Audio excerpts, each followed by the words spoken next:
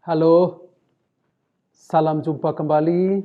Semoga saya menjumpai Bapak Ibu, saudara-saudariku, teman-temanku semuanya dalam keadaan sehat, bersemangat, dan selalu yakin bahwa kita dilindungi oleh Tuhan. Saya ingin berbagi refleksi atas pertanyaan ini. Apakah ciri umat Katolik dewasa ini bisa kita temukan dalam diri Bapa Suci Paus Fransiskus? Sebelum kita renungkan bersama tema ini, saya Pater Kris Surinono OCD ingin berterima kasih kepada semua yang sudah subscribe, yang sudah klik lonceng, yang sudah klik like, dan sudah memberi komentar, yang sudah tulis wujud-wujudnya supaya saya doakan. Dan kalau ada teman-teman yang baru pertama kali kita bertemu pada kesempatan ini, silakan subscribe dulu. Mari kita jadikan channel ini sebagai sarana untuk berbagi pengalaman tentang kebaikan dan kemurahan hati Allah. Dan lebih penting dari itu, sebagai sarana untuk kita saling mendoakan. Sehingga jangan lupa di kolom komentar video ini silakan tulis wujud-wujud supaya saya mendoakan di dalam perayaan Ekaristi nanti. Bapak, Ibu, Saudara-saudari, saya sebagai orang Katolik, saya begitu bangga dengan pribadi dan kekuatan spiritual dari gembala kita, Bapak Suci Paus Fransiskus. Betapa tidak. Kemarin kita lihat fenomena yang luar biasa. Paus mengajak semua orang untuk berdoa dan berpuasa. Tapi yang menanggapi ajakan Paus ini bukan hanya umat Katolik di seluruh dunia, tetapi semua orang yang bukan Katolik juga ikut berpartisipasi, termasuk bangsa Indonesia. Kemarin ada doa kebangsaan yang disiarkan melalui televisi Republik Indonesia. Itu luar biasa. Siapa yang tidak bangga mempunyai seorang gembala yang demikian? Gembala yang kebaikan dan cintanya bisa mempengaruhi banyak orang. Paus Fransiskus itu selain pemimpin gereja Katolik seluruh dunia, dia adalah kepala negara. Dan kita lihat selama masa 3 bulan pandemi ini, dia adalah kepala negara yang paling sibuk, yang keprihatinannya itu menjangkau banyak orang, yang hatinya itu menjangkau banyak orang. Dia tidak hanya mengurus warga Vatikan saja atau umat Katolik saja, tetapi dia juga mengurus semua orang. Hatinya itu menjangkau siapa saja. Hatinya itu menjangkau khususnya mereka yang menderita, mereka yang terlibat secara langsung terhadap wabah virus ini. Para dokter, para perawat, para petugas medis, begitu juga sukarelawan. Dia dekati, dia doakan, dia memberi semangat. Itu kekuatan spiritual yang saya rasa luar biasa datang dari seorang gembala, kepala gereja Katolik seluruh dunia.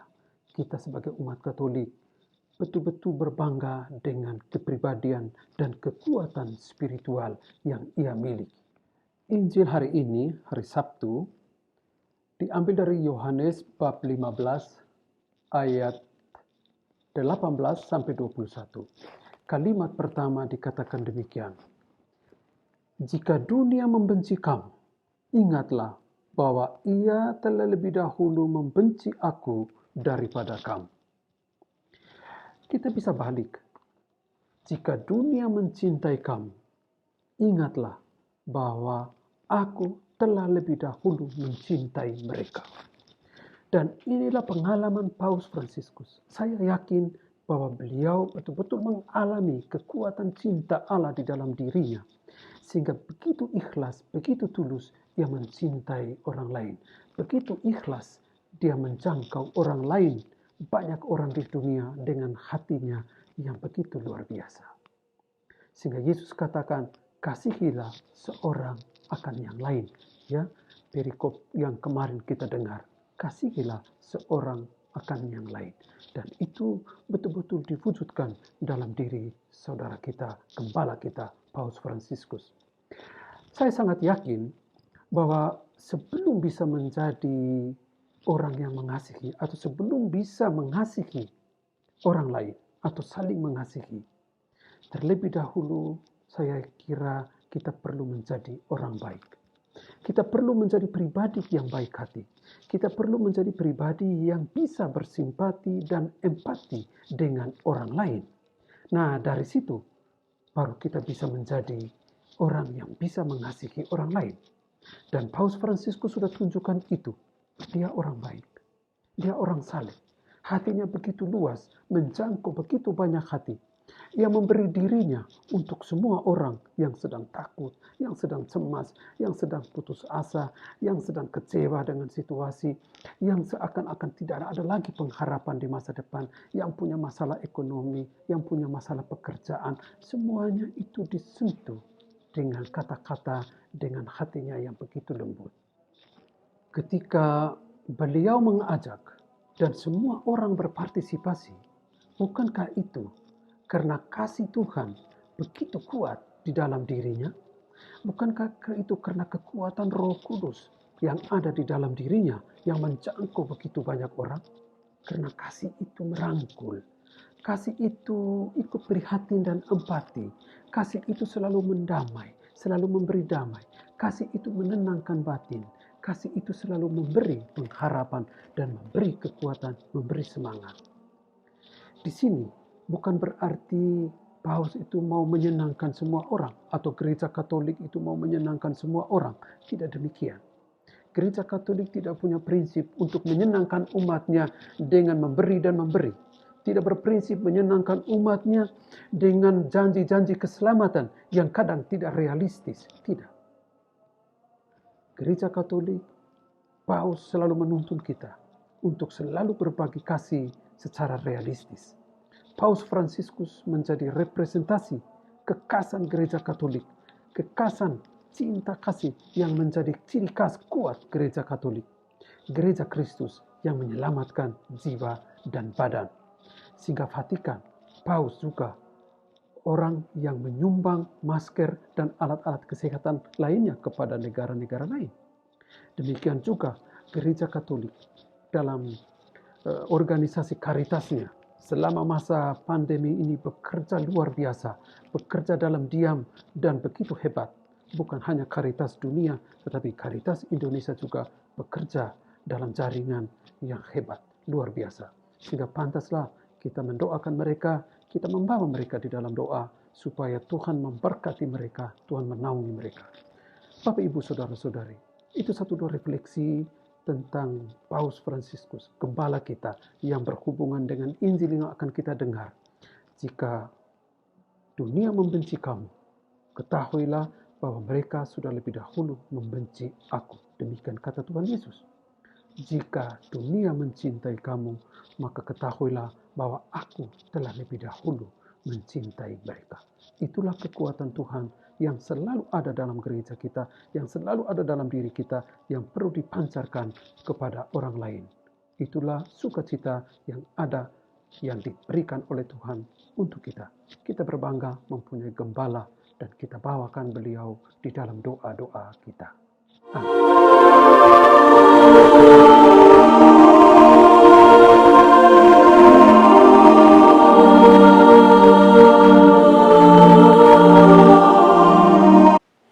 Ibadat penutup hari Jumat pembukaan. Ya Allah, bersegeralah menolong aku. Tuhan, perhatikanlah hamba-Mu. Haleluya. Kemuliaan kepada Bapa dan Putra dan Roh Kudus, seperti pada permulaan, sekarang, selalu, dan sepanjang segala abad. Amin.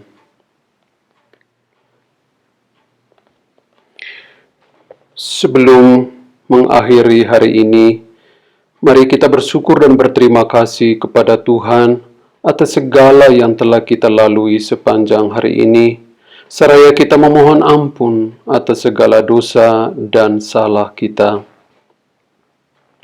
Tuhan Yesus Kristus, Engkau diutus menyembuhkan orang yang remuk redam hatinya. Tuhan, kasihanilah kami. Tuhan, kasihanilah kami. Engkau datang memanggil orang yang berdosa, Kristus kasihanilah kami, Kristus kasihanilah kami. Engkau duduk di sisi Bapa sebagai pengantara kami, Tuhan kasihanilah kami. Semoga Allah yang Maha Kuasa mengasihani kita, mengampuni dosa-dosa kita, dan menghantar kita ke hidup yang kekal. Madah. Jatuh sudah malam hari, semoga kami Kau lindungi, ya Bapa Maha Kuasa, supaya aman sentosa. Jauhkanlah impian suram, singkirkanlah khayalan malam, kurniakanlah istirahat, agar sehat walafiat. Kabulkanlah doa kami, ya Allah Bapa Surgawi, bersama Putra dan Roh-Mu, sekarang serta selalu. Amin. Siang malam aku berseru kepadamu, ya Tuhan. Ya Tuhan, Allah penyelamatku, siang malam aku berseru kepadamu. Semoga doaku sampai ke hadirat-Mu. Dengarkanlah jeritan tangisku. Sebab hatiku tersesak kesusahan bertimbun-timbun, dan hidupku mendekati ambang maut. Aku dianggap sudah turun ke liang kubur, seperti orang yang kehilangan hayat. Di alam mautlah kediamanku, seperti orang yang mati terbunuh, aku berbaring dalam kubur. Seperti orang yang tidak lagi Kau ingat, terpisah dari cinta-Mu. Kau campakkan daku ke lubang terdalam, ke tubir yang gelap gulita. Aku tertindih oleh amarah-Mu, dan keberangan-Mu melumpuhkan daku. Handai tolanku Kau jauhkan daripadaku, Kau jadikan daku haram bagi mereka. Aku terkurung, tak dapat lolos, mataku kabur, tersesak derita. Sehari-hari aku berseru kepadamu ya Tuhan, kepadamu kutadahkan tanganku. Adakah Engkau berkarya bagi orang mati? Masakan arwah bangkit untuk memuji Engkau? Adakah kasih-Mu dikisahkan dalam kubur, dan kesetiaan-Mu di daerah kebinasaan? Adakah karya-Mu yang agung dikenal dalam kegelapan, dan keadilan-Mu di tempat tiada ingatan? Namun aku ya Tuhan, aku berseru kepadamu, pagi-pagi doaku membumbung ke hadapan-Mu. Mengapa Engkau menolak aku ya Tuhan? Mengapa menyembunyikan wajah-Mu daripadaku? Sedari masa mudaku aku malang dan terancam maut. Aku menanggung kemurkaan-Mu dan merana. Banjir keberangan-Mu melanda aku, kedahsyatan amarah-Mu membinasakan aku. Aku seperti dikepung ombak terus-menerus, makin lama aku makin terdesak. Kaum kerabatku Kau jauhkan daripadaku, tinggal kegelapanlah yang menemani aku. Kemuliaan kepada Bapa dan Putra dan Roh Kudus, seperti pada permulaan, sekarang, selalu, dan sepanjang segala abad. Amin.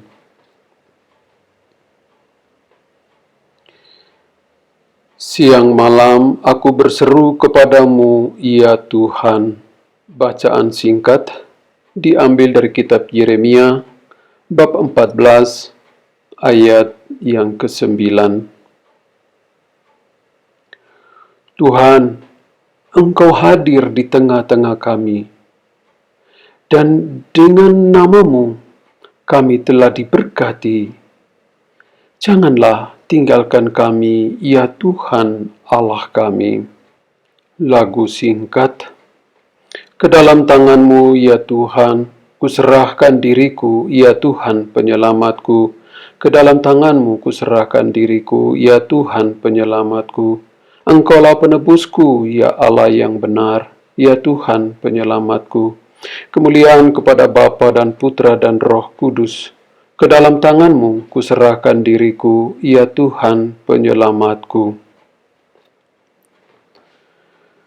Berkatilah kami ya Tuhan bila kami berjaga, lindungilah kami bila kami tidur.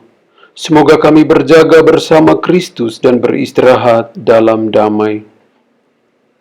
Sekarang Tuhan, perkenankanlah hamba-Mu berpulang dalam damai sejahtera menurut sabda-Mu. Sebab aku telah melihat keselamatan yang Kau sediakan di hadapan segala bangsa, cahaya untuk menerangi para bangsa, dan kemuliaan bagi umat-Mu Israel. Kemuliaan kepada Bapa dan Putra dan Roh Kudus, seperti pada permulaan, sekarang, selalu, sepanjang segala abad. Amin. Berkatilah kami ya Tuhan bila kami berjaga, lindungilah kami bila kami tidur. Semoga kami berjaga bersama Kristus dan beristirahat dalam damai. Doa penutup. Allah yang Maha Kuasa, semoga kami setia kepada Putra-Mu yang telah wafat dan dimakamkan, sehingga kami bangkit bersama Dia dan hidup sebagai manusia baru, sebab Dialah pengantara kami sepanjang segala masa. Amin. Semoga Allah yang Maha Kuasa menganugerahkan istirahat dalam naungan belas kasih-Nya. Amin. Salam kepada Bunda Maria. Santa Maria, Bunda Kristus, kami berlindung padamu. Janganlah mengabaikan doa-doa kami bila kami dirundung nestapa. Bebaskanlah kami selalu dari segala mara bahaya, ya Perawan yang terpuji. Mari kita siapkan hati untuk menerima berkat penutup. Tuhan sertamu dan sertamu juga. Semoga saudara-saudariku sekalian istirahat malam ini diberkati oleh Allah yang Maha Kuasa, Bapa dan Putra dan Roh Kudus. Amin.